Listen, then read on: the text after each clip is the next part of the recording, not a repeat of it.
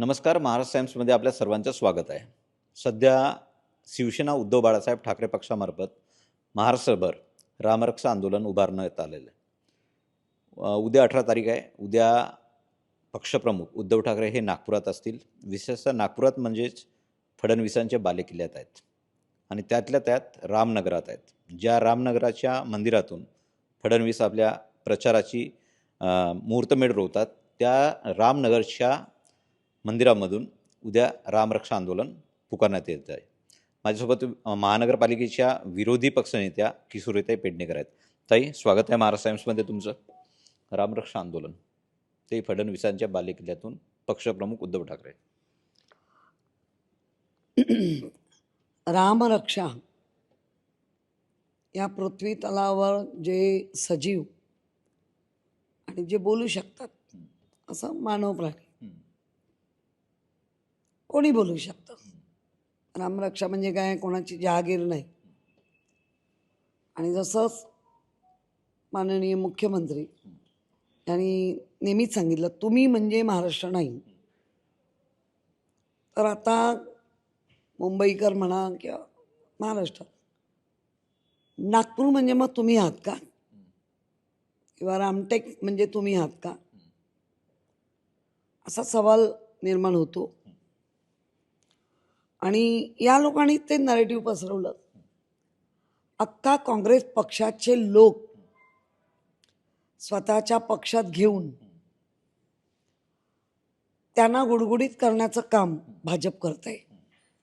आणि फक्त काँग्रेस या शब्दाला घेऊन आमच्यामधला राम काढून टाकण्याचा प्रयत्न होता आहे. कोण करतंय?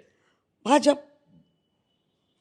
म्हणजे तुम्हाला म्हणजे नैतिक अधिकारच नाही रामाचं नाव घेणं. अरे, हिटलर आहात आणि नैतिक अधिकार कोणाचे?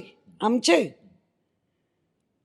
जर नैतिक अधिकार तुम्ही आमचे काढताय तर तुम्ही काँग्रेसच्या सगळ्या मोठ्या नेत्यांना तुमच्यात घेतले आणि काँग्रेस युक्त भाजप.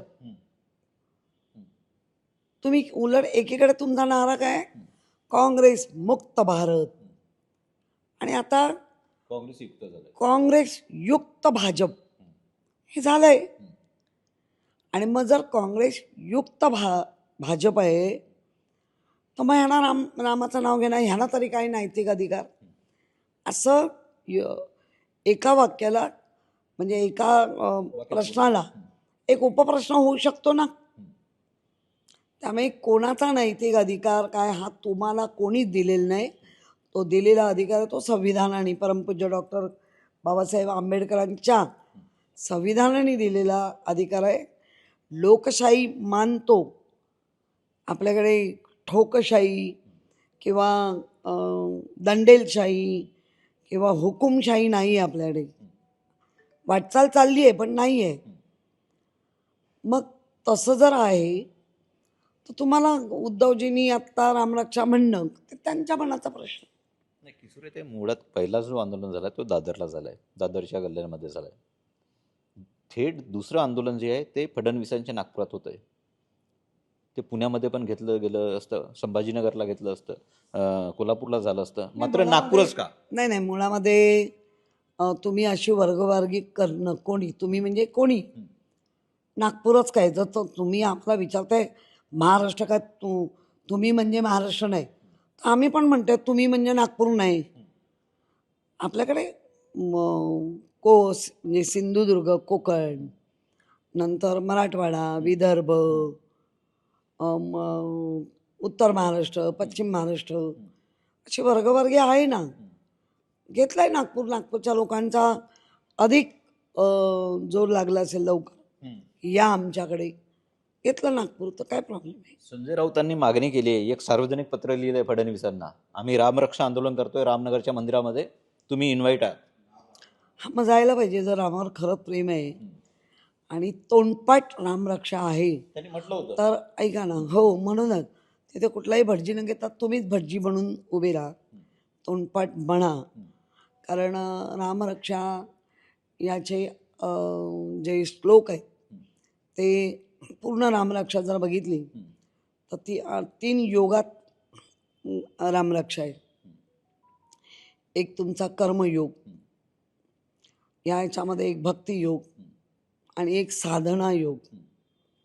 तीन योगांमध्ये ती गेलेली आहे.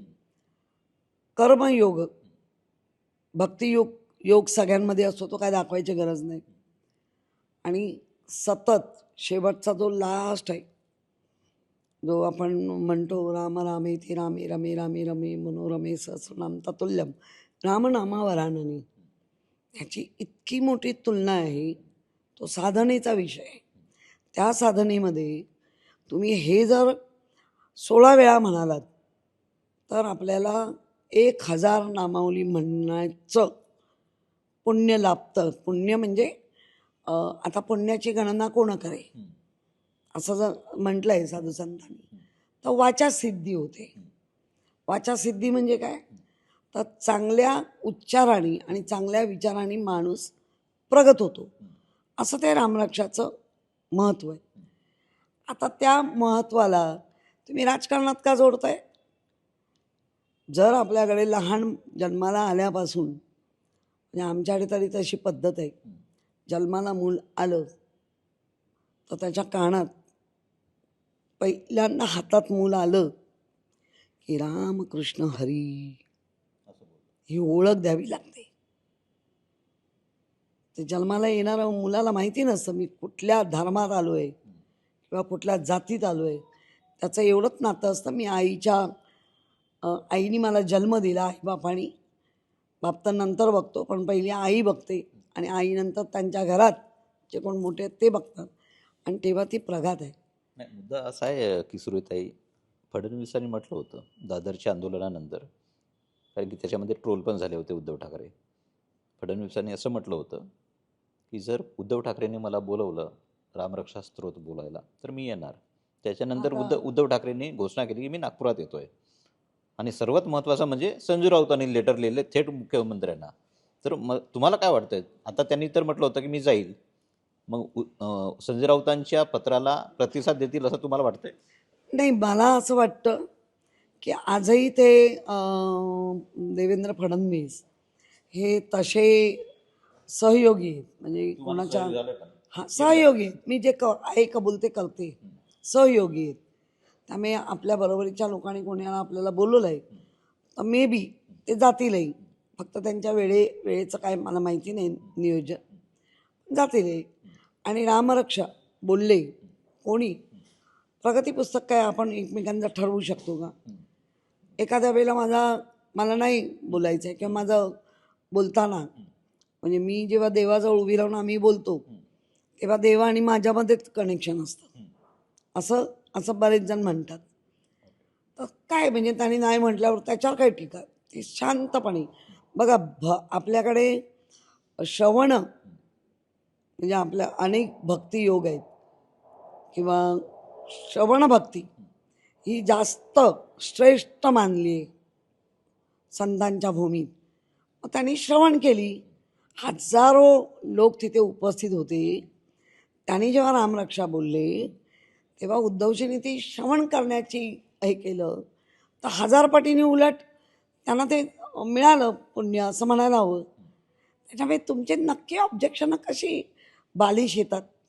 दुसरा प्रश्न असा आहे, तुम्ही उघड्या मॅनहोलची पाहणी करताय, बीचेसवर जाताय, स्वच्छता नाही आहे असा आरोप करताय. काल मुंबई उच्च न्यायालयाने एक टिप्पणी केली आहे. त्यांचं म्हणणं असं आहे, इंदूरला देशातील सर्वात स्वच्छ शहराचा मान मिळू शकतो तर मुंबईलाही स्वच्छतेच्या बाबतीत तेच यश का मिळू शकत नाही असा प्रश्न उपस्थित केला आहे. इंदूर सिटी आम्ही 3 वेळा महानगरपालिकेच्या माध्यमातून आम्ही अभ्यास गट म्हणून वर्स कमिटी असताना भारतीय जनता पार्टीचे नगरसेवक आम्ही असे सगळे गेलो होतो. सगळ्यांनी मिळून आम्ही एक चांगलं बघितलं, ऐकलं, त्यांच्याकडनं काही पेपर घेतले. तेच त्यावेळेचे अजय मेहता, त्याच्यानंतर मला वाटतं नाही अजय मेहता ना, हां अजय मेहता, यांना आम्ही ते सगळं दिलं होतं की अशा अशा पद्धतीने जर इंदूर करतंय आणि इतके स्वच्छ, इतके तिथले सोसायटीची लोक इतकं ते पालन करतात, तर खरंच आहे आपल्या मुंबईत का होऊ शकत नाही?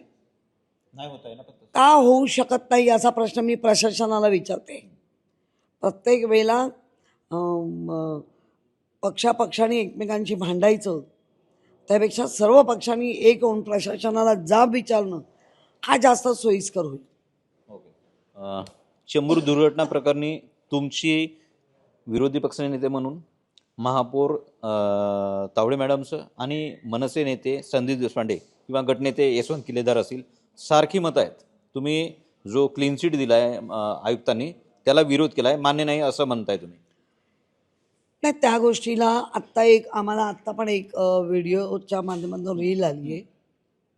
आणि जेव्हा ते सगळे खड्डे म्हणजे झाडांच्या भोवतीचं मोकळं करताय, तर त्याच्यामध्ये 3 थर, लास्ट थर आहे तो तुमच्या मॅस्टिकचा आहे, म्हणजे डांबराचा आहे, आणि 2 थर आहेत. एक थर आहे तो स्लरी, जाऊन असे गट्टे बनतात, आणि एक थर आहे तिथे माती कुठेच नाही. त्यामुळे स्वाभाविक आहे, तज्ज्ञांच्या मते मातीचा जर लवलेश त्या झाडाखाली नसेल तर झाड तग कसं धरणार? म्हणजे उदाहरण द्यायचं झालं तर आपण दररोजचा आहार घेतोय, त्या आहाराच्या ह्याच्यामध्ये पण नुसतं पाणी पाणी पाणी घेत राहिलं तर मुख्य घटक जे शरीराला हवे ते जर नाही मिळालं तर आपलं शरीर पण कमकुवत होतं. मग झाडाचं शरीर अशा पद्धतीने जर कमकुवत होत असेल तर त्याला जबाबदार कोण? कारण आता मी माहिती घेतली, वार्ड स्तरावर ह्या सगळ्याचे पूर्ण DYC वगैरे असे नेमले, आणि त्या सगळ्यावरती JTO वगैरे सगळे. मग हे काय करत होते लोक?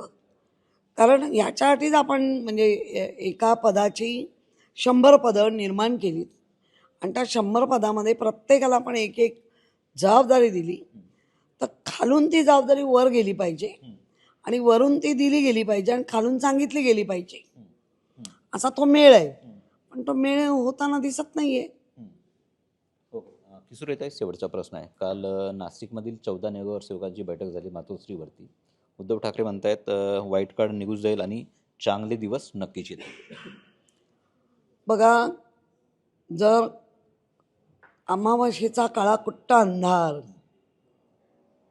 असतोच पृथ्वीवर, म्हणजे मी ते पंचमहाभूतांनी ही सगळं भरलेलं आहे आपलं शरीर पण आणि पृथ्वी पण. तर पंचमहाभूतांमध्ये जेव्हा नॅचरल ब्लॅक डे, तो अमावास्या, जर आपण कुठेच बत्ती म्हणजे लाईट नाही लावला तर प्रचंड काळोख असतो, आणि त्या प्रचंड काळोखातून नंतर जी एक चांगली उजेडाची तिरीप, हा निसर्गाचा नियम आहे. मग आपण निसर्गाच्या नियमाला धरून आम्ही होप मांडतोय, आणि जे काय आता चाललंय, EVM मशीन सोडली आणि जे काय या बॅलेट पेपरवर घ्या, एकदाचा शिक्कामोर्तब करून टाका की तुम्हाला सगळं माइंडेड आहे म्हणून, होऊन जाऊ दे. योग्य वेळ 2029 असेल, यायलाच हवी, असेलच. ताई, तुम्ही व्हिडिओचा उल्लेख केलात. एक व्हिडिओ व्हायरल झाला आहे, असली हावभाव चित्रीकरण होत आहे त्या संदर्भात. काल तुमच्या खाली ना, खरं म्हणजे तिथला असलेल्या सिक्युरिटी फिरत असले पाहिजे, अशी काही 2-4 सिक्युरिटी. काय होतंय काय नाही बघायला पाहिजे. हां, हे काय म्हणजे मला काही कळत नाही. महापौर काही बरं, जे कोणी आहेत ना, माझं तर म्हणणं आहे, आमचे काय करत होते हे नंतर बघू, पण ज्यांनी कोणी हे चाळे केले त्याला आयडेंटिफाय करा, आणि त्या सामाजिक भान त्यांना का नाही? म्हणजे प्रत्येक वेळेला तुम्ही काहीतरी घाणेरडे चाळे करायचे आणि आम्ही पकडायचं, ह्यापेक्षा पहिलं आधी सामाजिक भान, कुठल्या वास्तूत मी काय चाळे करतोय, तो नागरिकाचा जो एक जसा हक्क आहे तसा हा भंग पण आहे. तर नागरिकांनी स्वतःच्या हक्काचा भंग केला म्हणून पहिला आयडेंटिफाय करा, आणि त्याच्यात ती कठोर शिक्षा करा. कारण ही काय रोमांस करण्याची जागा आहे का? म्हणजे तुमच्या असे रोमांस कुठे पण वाढायला लागले तर हे बलात्कार वाढूच शकतात. अशा लोकांवर तिथल्या तिथे कारवाई झाली पाहिजे. धन्यवाद ताई, आमच्याशी संवाद साधल्याबद्दल. उद्या नागपुरामध्ये उद्धव ठाकरे रामरक्षा आंदोलनाला जातील. रामनगरच्या मंदिरामध्ये रामरक्षा पठण होईल.